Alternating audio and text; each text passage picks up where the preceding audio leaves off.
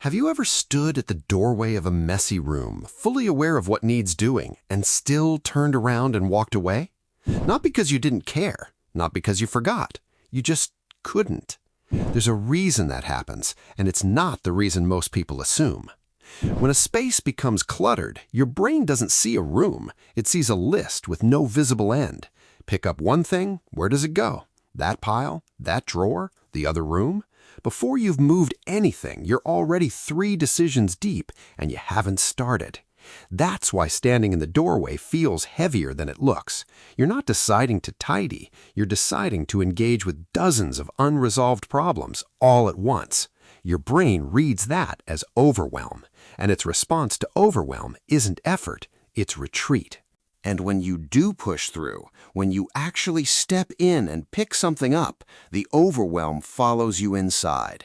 You move one thing, notice 3 others, start on something different, lose track of what you were doing, and end up standing in the middle of the room, having moved nothing to where it belongs. The brain registers that as a failed attempt, so the next time it stops you at the doorway instead. It looks like giving up. It works like self-preservation.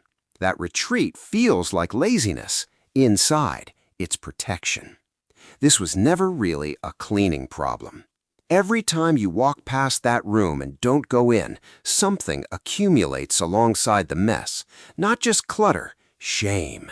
The space stops being a room that needs cleaning and starts feeling like evidence, a record of every time you meant to deal with it and didn't.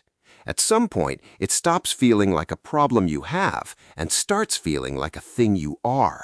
And once a space carries that weight, approaching it means approaching that feeling directly, so the brain keeps steering you away.